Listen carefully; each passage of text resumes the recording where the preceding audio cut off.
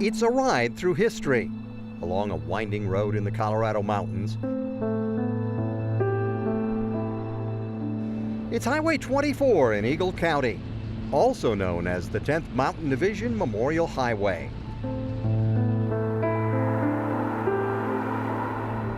Heading north from Leadville, it goes past the entrance to Ski Cooper on Tennessee Pass. And the monument there to honor the soldiers lost so long ago, so far away. A granite slab that includes the names of 992 soldiers killed in the battlefields of Italy during World War II.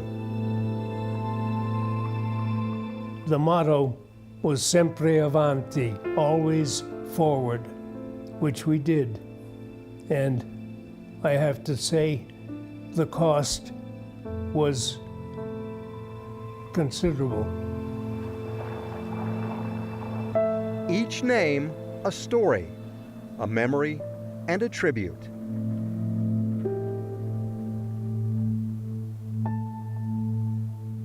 The ride through history continues north from the ski area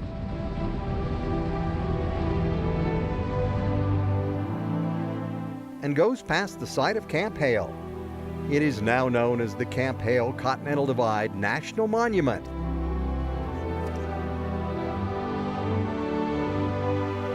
But during the war, this valley, the Pando Valley, was filled with 10th Mountain Division soldiers.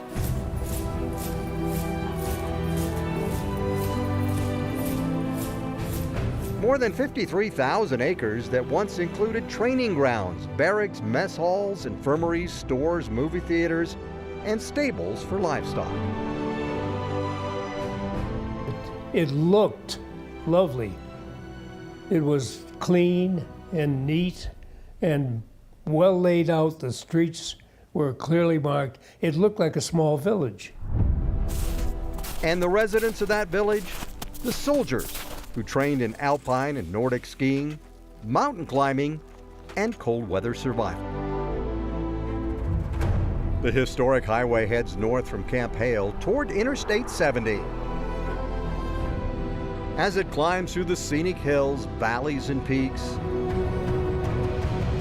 it takes us toward the wonderful Colorado ski areas, including many that were developed by 10th Mountain Division veterans when they returned home from World War II.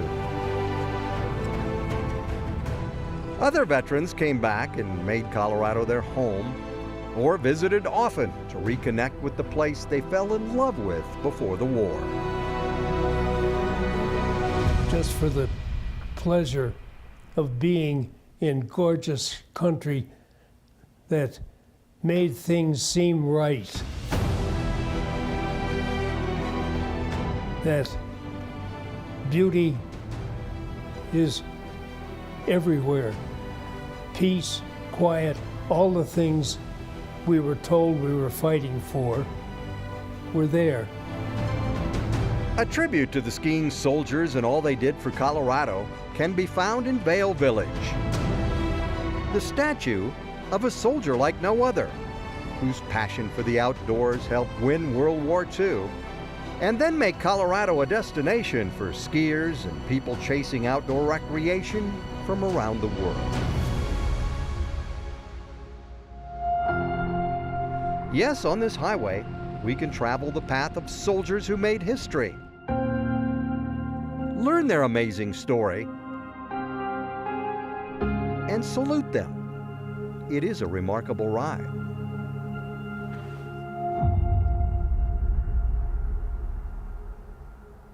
Hi everyone, I'm Gary Shapiro. This is Camp Hale, just north of Leadville. During World War II, it was the home of the 10th Mountain Division, the skiing and climbing soldiers. About 15,000 of them lived here, as did about 5,000 mules and horses. Their story is legendary, as is their final chapter, when many came back to Colorado and started the state's ski industry. The beautiful landscape tucked between mountain peaks and memories of the past is mostly silent now, except for the occasional snowmobile heading out.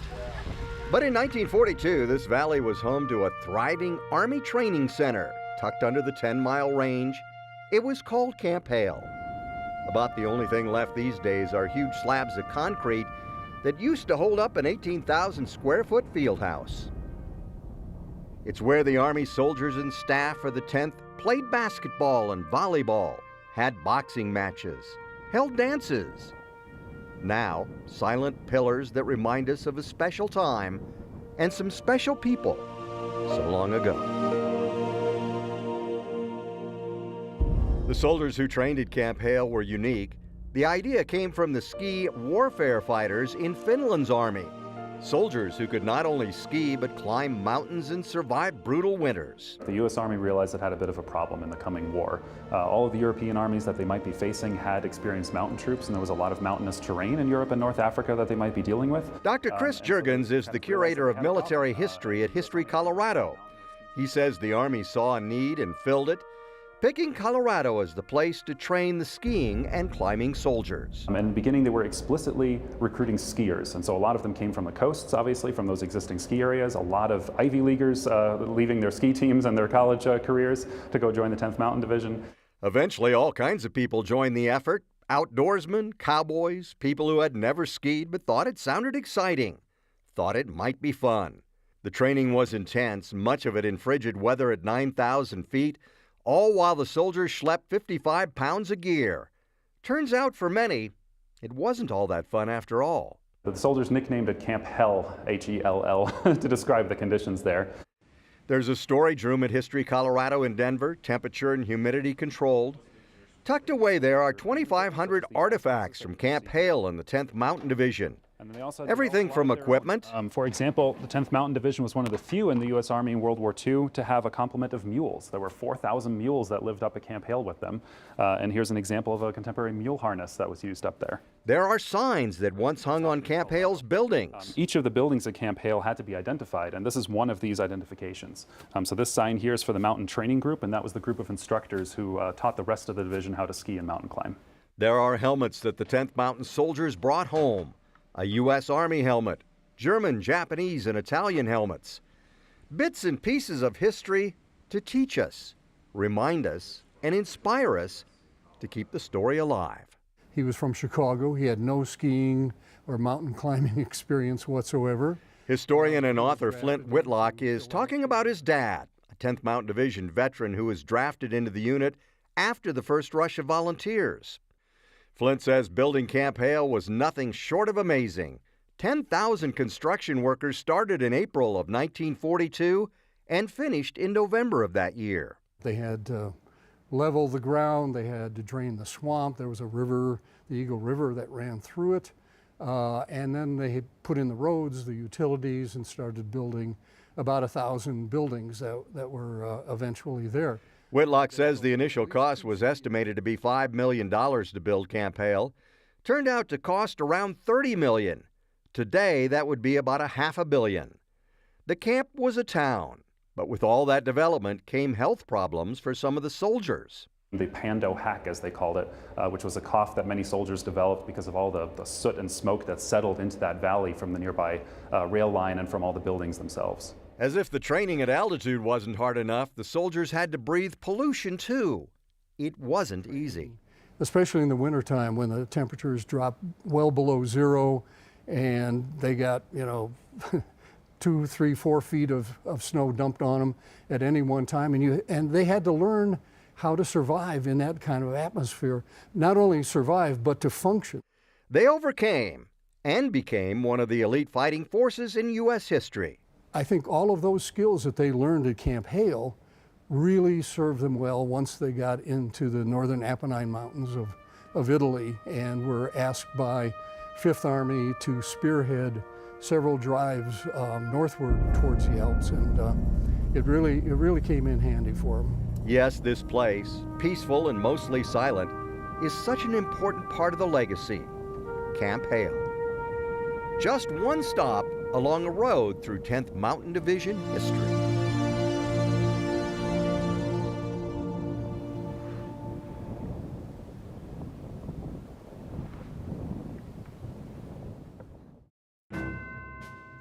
It's a piece of Colorado history. It's unique in that what we did, they said couldn't be done, and we not only did it, we did it well. Today he is legally blind, only a bit of light perception.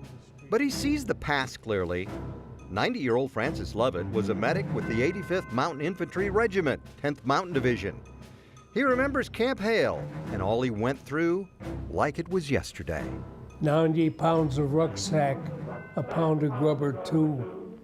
He'll shush the mountains like his daddy used to do. Early in the morning before the break of day, he handed me a 5-note and with it he could say, sing. He remembers the singing, the camaraderie, the training. He remembers how heavy those backpacks were. Double down sleeping bags, a mountain tent with pegs and poles, small Primus Swedish gasoline stove, change of clothes, of course, extra pair of boots, then the usual canteen, rifle or skis or both. Francis often thinks about the 10th Mountain Division motto, climb to glory. That was his specialty. And my credentials were in climbing rather than skiing, although I could ski, but I was not world class the way numbers of the originals were. And the skiing in the 1940s, it wasn't what we're used to. We had no bindings. We had toe straps. In short order, we learned that bindings were absolutely necessary because a soldier who lost a ski was useless in any tense situation. Like other young men from around the country, he suddenly found himself in Colorado training at Camp Hale. He remembers how beautiful it could be and how harsh it was at the same time. He says it was a town built quickly in the middle of gorgeous country. Including a hospital, a big theater area, field house, dispensaries, chapels, and I don't know how many hundreds of mules. Ah, yes, the mules. Francis not only learned to improve his skiing and climbing at Camp Hale, he also ended up in pack mule school. But I learned early that a mule has a teeth at one end, a tail at the other, and 4 legs underneath, and all of them are lethal. They can kick in 4 directions, and they bite. Because of logistical issues, those mules never saw battle in Europe. But Francis and the rest of the 10th Mountain Division did when they were called in to fight the Germans in the Italian mountains. It was January 1945. We had huge snows, great winds, and numbers of casualties, things like frostbite and broken legs from skiing under downfalls and not being able to release. The battles were in the Apennine Mountains, where 10th Mountain Division troops first surprised the Germans on Riva Ridge.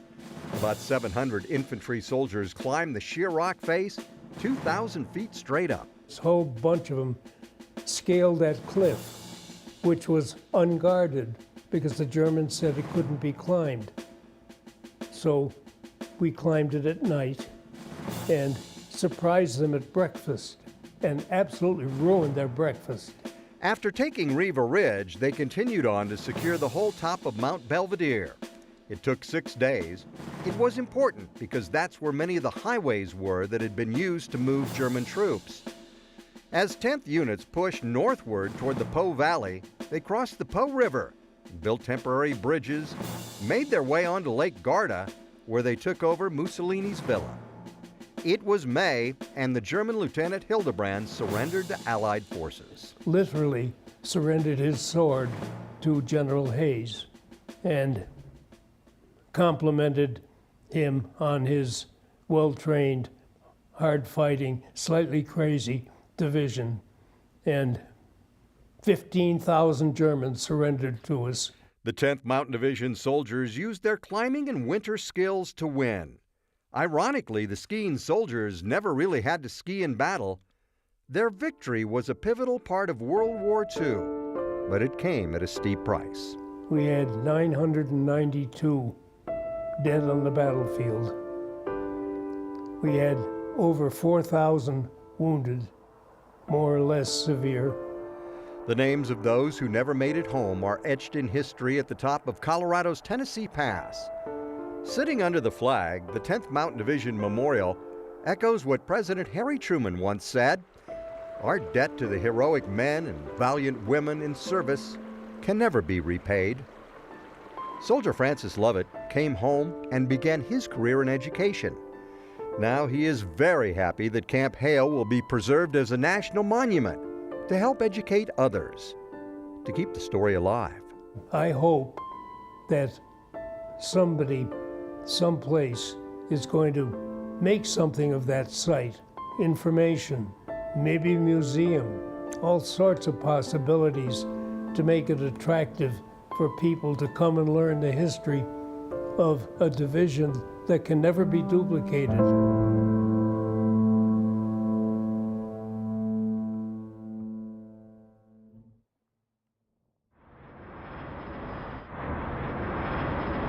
It was quite the scene. The President of the United States at Camp Hale on a small stage in a huge wilderness area. In October of 2022, President Biden visited Colorado to sign a proclamation establishing the Camp Hale Continental Divide National Monument. It was part of his administration's commitment to protect and restore iconic outdoor spaces and historic sites. They're treasures and wonders that define the identity of us as a nation. They're a birthright that we pass down from generation to generation, and they unite us. And that's what today is all about. We're doing it not just for today, but for all the ages. You can already see early evidence of the designation. A new historic marker has gone up near the entrance to Camp Hale. But what else it will mean for this land is an open question. Scott Fitzwilliams, the supervisor of the White River National Forest, has been tasked with answering that question. How are we going to protect the values and the culture and the historic objects that are here? Fitzwilliams thinks the look of this land won't change all that much. It will still be an important recreation area for snowmobilers, hikers, bikers, and campers. But beyond that, the Forest Service will be getting input on future changes from the public, the military, and the residents of this valley long before the 10th Mountain Division was even a thing. People often focus on Camp Hale and the 10th Mountain, but I think it's really important to think about the people who were here for 8,000 years before that. And the Ute Indians used this whole Pando Valley as a seasonal hunting ground. They gathered here, they spent a lot of time, and we've got to make sure we capture that part of the history too. Fitzwilliams says the irony is not lost that the same army that created the 10th was in 1881 the army that forcibly removed the Ute Indians from this land. But even given that, they're really supportive of it. There's a lot of Native Americans and Ute Indians that were part of the 10th Mountain Division, so I think it's a great part of the story that I think can't be overlooked. More signage like this is planned on the site to help tell the story of Camp Hale, the 10th Mountain Division, and Native Americans. And much of the support to the Forest Service is coming from the 10th Mountain Division Foundation. Nancy Kramer is the foundation chair. We are charged with the stewardship of the story, the legacy, and perpetuating the legacy. The foundation raises money through a number of fundraising events and programs, including the sale of Colorado 10th Mountain Division license plates. They also partner with a nonprofit organization that runs the 10th Mountain Hut System, 34 premier huts in the Colorado backcountry that can be rented.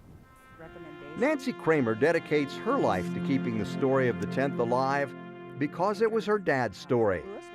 She didn't even know about it until visiting the 10th Mountain Division Memorial with him years ago. And he put his hands on the monument, and he was touching the names that were engraved of his comrades that he had lost, his buddies.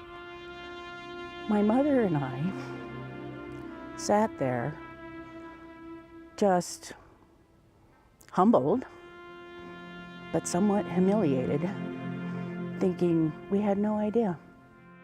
The new signage is just the first step. There could be guided tours, even a museum on the site, all so people remember Nancy's dad and all the others. To learn about the 10th Mountain Division, learn his story, learn about his commitment, his comrades, and the good work that can be done in his name and all of the division's name.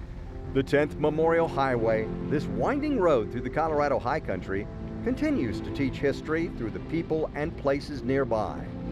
Places like Camp Hale, now a national monument, designated to make sure it remains a fitting tribute and to make sure condos and 7-Elevens are never built there.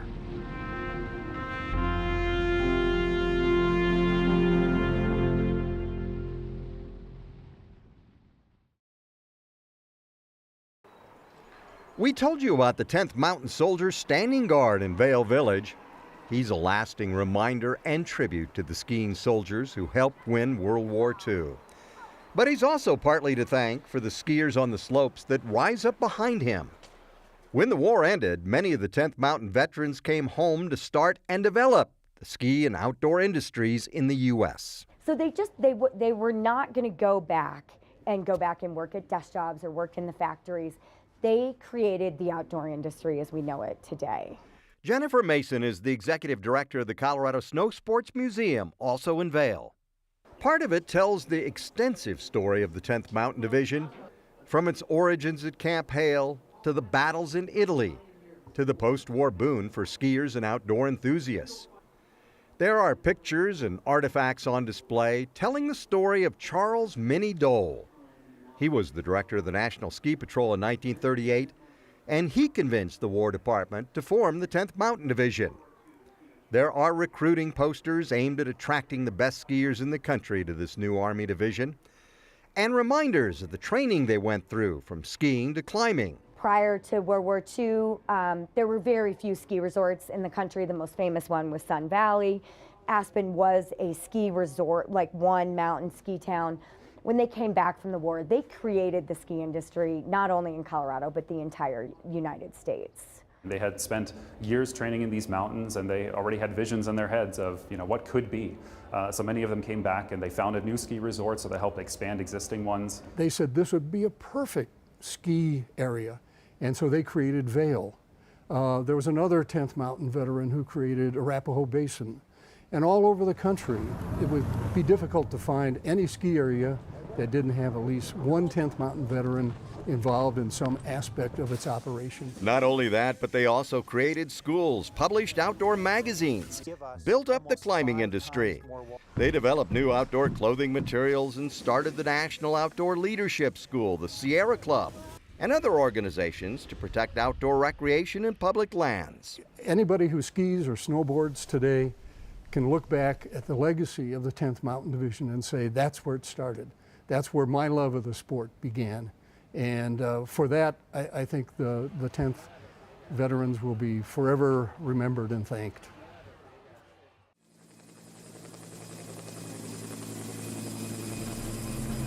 The 10th Mountain Division tradition continues today, with the modern 10th headquartered at Fort Drum in upstate New York. The division was reactivated in 1985 with a mission that was similar to the original, but didn't place as much emphasis on skiing and climbing.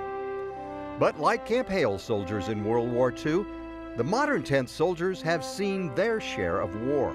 The 10th Mountain Division has been the most deployed Army division during the global war on terrorism.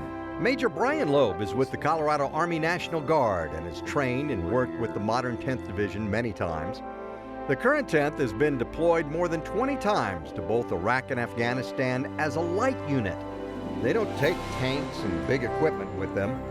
And like the original 10th, they still spend a lot of time training outdoors. Snowshoeing, cross-country skiing, survival, primitive survival skills, all the great things that really an alpinist or a mountaineer, relies on to have an operational capability. So with that in mind, once a year, the 10th Mountain Soldiers from Fort Drum come to Camp Hale to practice their skills on the same rocks their military forefathers did. Major Loeb says it is not lost on his generation what the original 10th Mountain Soldiers accomplished. I've been trained by the military, and I've spent countless hours and dollars of personal time and effort just enjoying the outdoors and the environment. But when I look at some of the historical feats that soldiers of the 10th and some of these other special mission units of the day accomplished, I often wonder, could we and can we rise to the occasion? I like to believe that we can and will, which is why we continually prepare and train and test ourselves in the environment. There's an artist in Boulder who truly gets the connection between the modern 10th and the original soldiers. Susan Grant Raymond has sculpted several giant pieces of art that are on display at Fort Drum. We featured her in a story in 2014 when she was working on the Fallen Warrior Monument. 7-foot-tall soldiers who fought in the global war on terror, 5 soldiers at a parade rest, and 2 others on patrol reaching out to an Afghan child, hoping for a better future. Her very first sculpture for the modern 10th was installed in 1991. They called it Climb to Glory. It's kind of a cliff face, and it shows a man on top of this rock in 10th Mountain World War II gear, equipment, uniform, and he's helping with a rope a modern 10th Light Division soldier up this cliff face, and it shows the connection between the original 10th and the current 10th, and it's a very wonderful, wonderful monument. In a memorial park in New York and along a winding 10th Mountain Division Memorial Highway in Colorado, we learn history. The history of soldiers like no other, skiing, climbing, fighting, giving their lives for us. We will never forget them. Thanks for joining us for our history lesson on the 10th Mountain Division. No matter what happens here at the Camp Hale Continental Divide National Monument in the future, this land will always be the centerpiece of that lesson. When President Biden spoke here at the designation ceremony, he said, "These lands tell the story of America." That story will be shared for generations into the future. And that's a good thing. I'm Gary Shapiro. Thanks for joining us. He's singing 90 pounds of rucksack, a pound of grub or 2. He'll shoot the mountains like his daddy used to do. The moral of the story, as you can plainly see, is never trust a skier an inch above your knee. I trust one and now look at me. I've got run in the mountains in the street, singing 90 pounds of rucksack, a pound of grub or 2. He'll shoot the mountains like his daddy used to do.